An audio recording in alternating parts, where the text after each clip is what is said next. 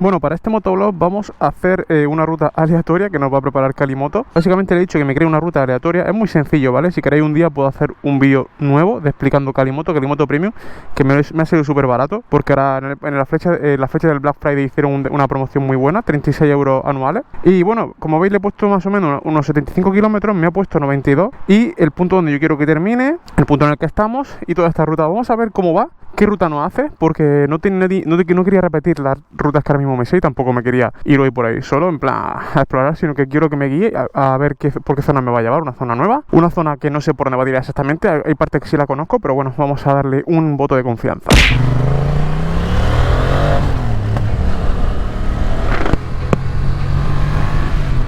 Hace poco, en uno de los grupos en los que estoy, como muchos de vosotros que tenéis muchísimos grupos de WhatsApp moteros, salió un tema muy interesante en el que me di cuenta de que mucha gente cree que la moto que se ha comprado es muy única y con mucha personalidad, ¿no? Es decir, que mucha gente piensa que su moto es como muy diferente de muchas de sus hermanas y desafortunadamente, o afortunadamente en otros, ahora veremos por qué digo eso, no es así.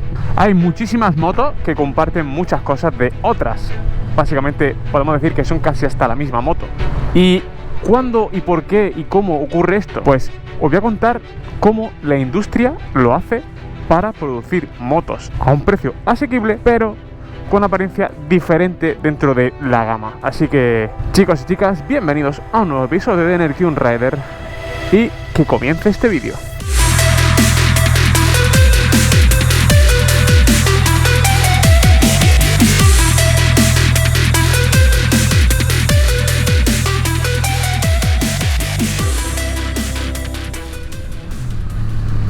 Bueno, lo primero de todo, quitarme estos semáforos y toda esta zona horrible, porque claro, aquí y hasta filtrar está complicado, ¿no?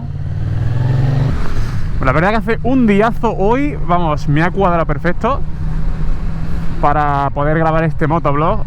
Y temperatura muy buena para ser diciembre, 18 grados, ¿eh? Bueno, esta conversación surge a raíz de obviamente, bueno, personas que cuando compran una moto piensan que por el hecho de tener una estética u otra, pues van a ser también muy diferentes en el comportamiento, ¿no? O van a tener una personalidad muy diferente. ¿Y esto a qué se debe? Bueno, se debe también a que el marketing que tienen estas motos detrás, pues es potente, ¿no? Por ejemplo, tenemos el caso de las XR de Yamaha, que Yamaha habla del legado, de Sport Heritage, ¿no? En inglés, que si en Honda, por ejemplo, las CB650, que si Sport Neo Retro Café, ¿no? Y le meten un marketing súper potente, ¿no? Para vender el modelo, como si se tratara de una moto completamente hecha y personalizada para ese segmento, para esa filosofía de moto. Y la realidad no suele ser así, no suele ser así. De hecho, yo pienso que conforme tenemos más modelos, que ahora hay mucho más modelos que antiguamente, al final lo que hacen las marcas básicamente es coger una base y a partir de ahí hacer derivaciones. Obviamente, claro que hay pequeños cambios en estos modelos que ahora hablaremos más en profundidad, pero básicamente lo que hacen las marcas, y esto se puede aplicar tanto en coches como en motos, es coger una base, coger un chasis, coger un motor y a partir de ahí cambiar 4 cositas y sacar diferentes modelos. El problema está en que hay modelos que realmente no tienen tanta diferencia y hay gente que piensa que sí que la hay, ¿no? ¿Por qué hacen esto las marcas? Como digo, pues básicamente para ahorrar costes. Yo, por ejemplo, si tengo que sacar una moto R y tengo que diseñar una moto R, vale, la diseño, la hago más o menos con su chasis, la hago con su motor, la hago con todo lo que tiene que llevar. Y luego si quiero sacar una naked, pues tan sencillo como quitar carenado, cambiar el semi-manillar por un manillar y cambiar el faro, ¿no?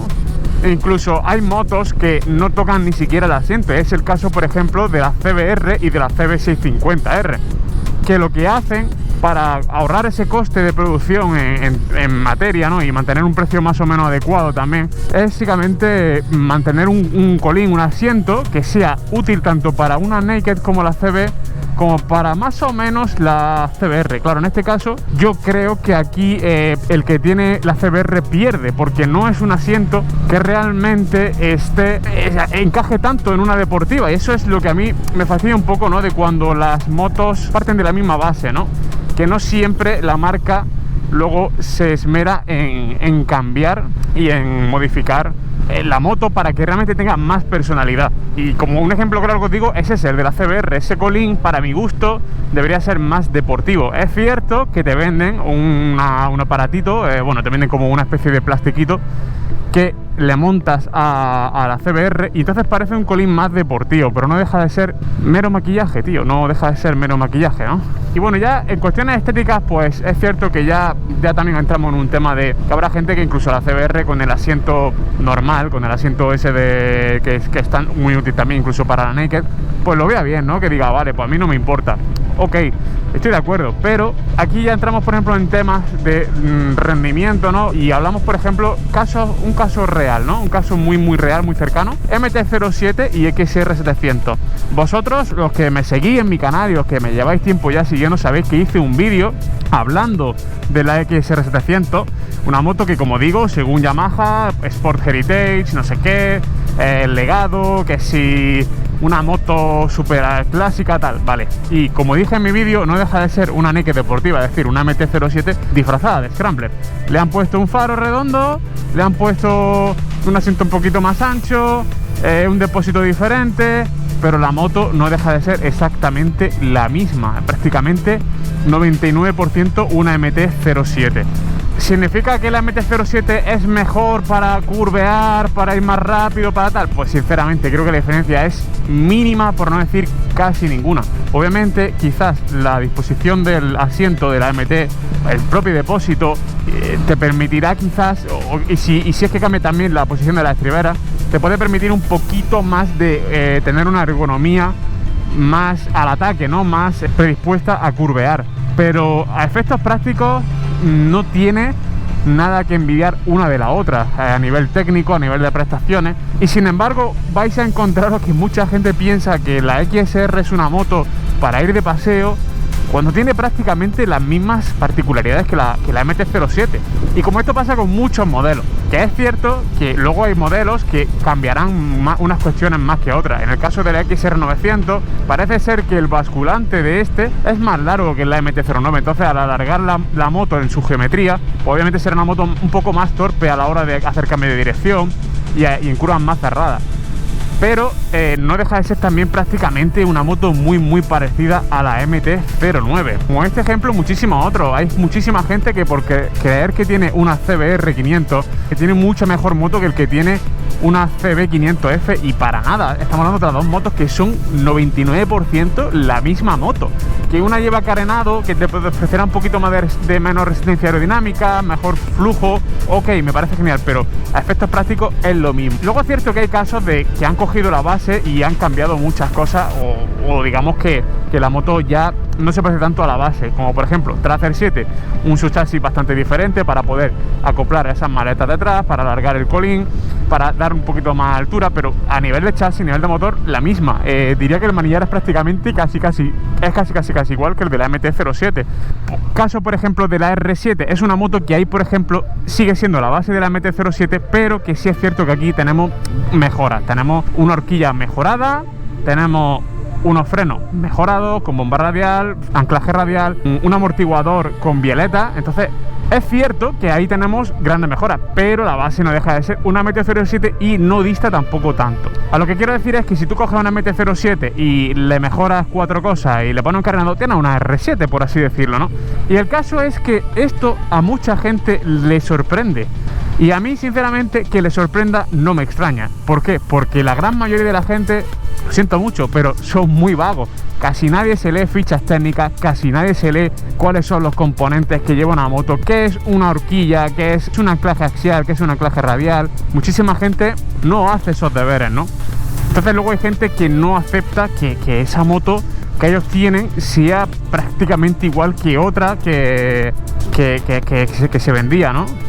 Y como digo, pues eso a mucha gente le sorprende que haya motos que su moto no sea tan diferente a otras. Y también esto pasa porque la gente no prueba mucho, se encabezonan un modelo, sobre todo gente de la 2, y se cierra ese modelo y no prueba diferentes modelos, ¿no? Aunque a mí me guste, por ejemplo, una Naked, creo que está bien probar una R o probar algo un poquito más Sport Turismo para tener diferentes perspectivas y poder decir, hostia, pues no se diferencia tanto, ¿no? Y conocer un poco más. Como digo, poca gente hace los deberes y poca gente dice, vale, esta moto tiene esto, uy, esta moto tiene el mismo motor, tiene la misma horquilla, tiene los mismos frenos, joder, pues no será tan diferente, ¿no? Y esto es una cosa que, como decía al principio del vídeo, ocurre también en los vehículos. Un Volkswagen Polo tiene la misma plataforma que un Seat Ibiza. Yo no digo que el Polo o que el A1, en el caso por ejemplo del Audi, pues tenga diferentes calidades en ciertos aspectos, pero a efectos prácticos el chasis es el mismo. Hay muchísimos componentes que son los mismos. Y en las motos esto pasa aún más, y las motos hermanas están ahí. Una naked, para el que no lo sepa, naked significa descarenado, y básicamente es coger una R y descarenarla, o al revés, coger una naked y carenarla y tener una R. Entonces es normal que haya muchas motos que son hermanas, que prácticamente son la misma moto. De hecho, las Street Fighter, las naked Street Fighter, surgen de motos accidentadas que se dejaban ya descubiertas, ¿no? Por motos que se habían accidentado, se le quitaba el carenado y se le ponía algún faro tal, pero no dejaban de ser motos, pues probablemente carenada u otro tipo de motos, y de ahí surgían, ¿no? Al final esto es lo que le permite a las marcas tener una cierta variedad de modelos, pero que para mí no dejan de ser básicamente la misma moto, pero con diferentes chapa y pintura. Por eso para mí, por ejemplo, pues una Honda Rebel pues no llega a ser una custom de verdad, porque sí, tiene ciertos aspectos de moto custom, pero no deja de ser una 500 con el asiento más bajo, que sí, que es verdad que en el caso de la Rebel hay mucho cambio, no es una 500F ni de coña, las ruedas son muy diferentes, pero no llega a ser 100%, y ojo, en el caso de la Rebel tiene hasta un pase, pero como digo, por ejemplo, en el caso de la XR 700, llamar a esa moto Scrambler, Neo Retro, no sé qué, me parece un poco venderte la burra, ¿no? Venderte la moto. Además, me parece bastante triste que una marca como Yamaha, que ha tenido muchos modelos clásicos, que a día de hoy no tengan nada de eso, y que básicamente lo más clásico que tengan sea la XR, que no dejan de ser MTs con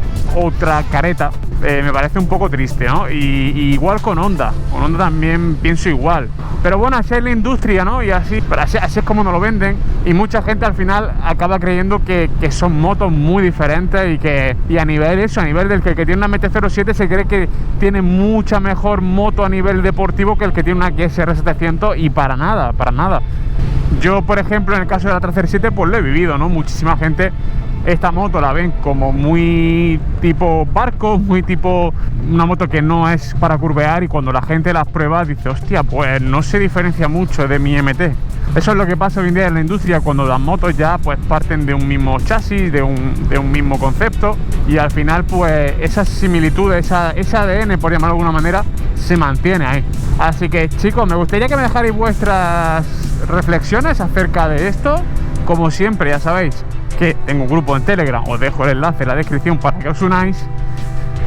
Si has llegado hasta aquí, eres un crack. Te pediría por favor un buen like o una suscripción, que es la mejor forma de apoyarme. Y yo aquí comiéndome en este camión, me despido de vosotros. Como siempre, ya sabéis que nos vemos en el próximo ride.